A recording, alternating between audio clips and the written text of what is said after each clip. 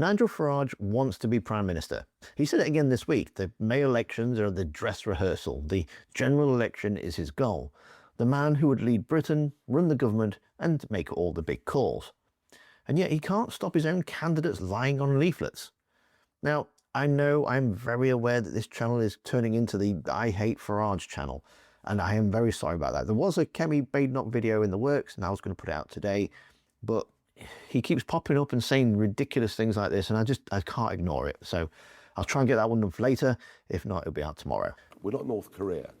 I can't control individuals and thousands of people what they say. That's his defence. What he offered when Beth Rigby pointed out that Reform candidates in Northamptonshire signed a written pledge to freeze council tax, and council tax went up by 4.9%. He claims he's not running a dictatorship. Oh, I'm sorry, when was your leadership election? I can't really remember that one. But what else more do you want from him? He said that he never saw the leaflet, and if he had, he would have decayed it. I'm assuming that means deleted it or killed it before it went out. Not really sure. But either way, he would have stopped it. But the point is that you are stressing that you can't control what local candidates are promising. But this comes back to the delivery risk, doesn't it? Because if voters see a promise on a leaflet in Northamptonshire and that's reneged on... Well, I never saw that leaflet, and if I had, I would have decayed it. But do you need to tighten the message because you're finding that... But if you're a... He didn't stop it because he didn't know about it.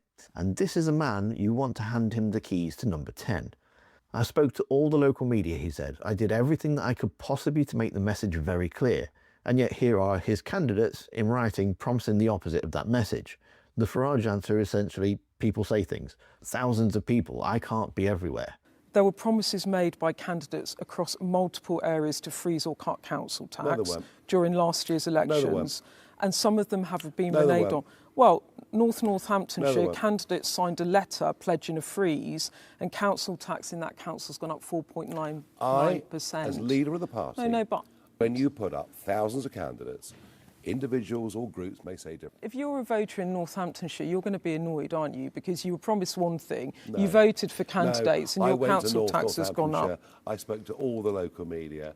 I did everything I could do to make the message very, very clear. Your opponents will say it makes you not credible. What do you say to that? We're not North Korea. Which is fine as an excuse for a middle manager at a medium-sized logistics company. It's not the fine of a picture of a man running to govern 67 million people. The reason this lands so hard is that it cuts straight through to the core of what Reform are actually selling. What they claim to do is offer competence. They arrive in your area telling you that the existing lot are useless, they can't deliver, and they've had their chance. Reform will be different and Reform will fix it. But Farage can't even explain why his candidates are making things up on doorstep leaflets in Northamptonshire. He can't explain what happened to the promise. He can't even explain how that promise was made in the first place. Beth Rigby gave him the line directly. Your opponents say this makes you look not credible. His answer that is he can't control thousands of people. So, is that like a secret confession? We can't simultaneously be the man with the plan to reshape British politics and the man shrugging about what his candidates are getting up to. Woven through the same interview was a quieter, more careful project, putting some daylight between himself and Donald Trump.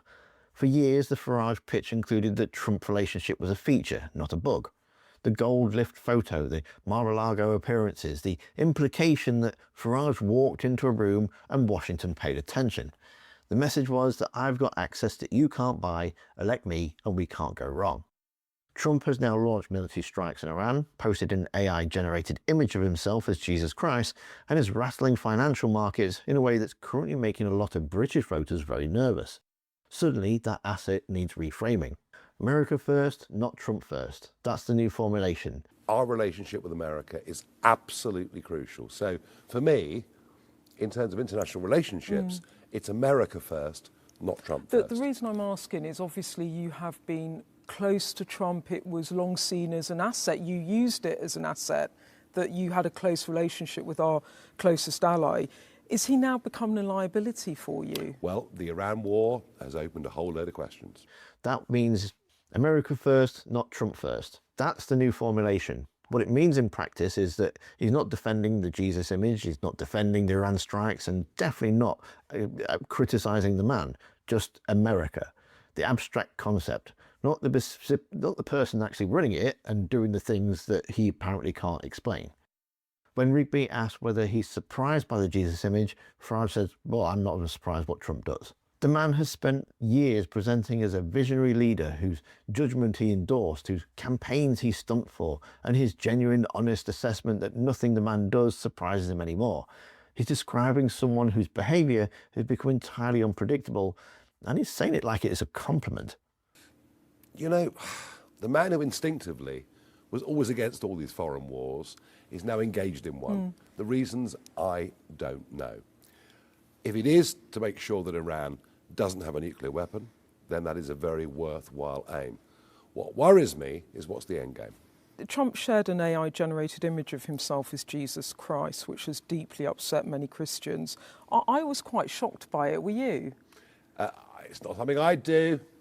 He also admitted, when pushed on the Iran strikes, that he doesn't know why Trump did it. So we're saying years of selling his proximity to Trump as a political capital, and when it actually matters, well, he's got no insight at all, has he? So here's what you end up after watching this very short interview. Farage can't explain the broken tax promises. He can't explain what Trump is doing. He can't square "I'm going to win the election" with "I can't control what my candidates say." And the May elections were supposed to be the proof of concept, the moment reform demonstrated it could actually govern, not just campaign. On the basis of this, the proof of concept has some problems. He's asking the country to trust him with the hardest job in British politics. And yet he still can't manage the leaflets.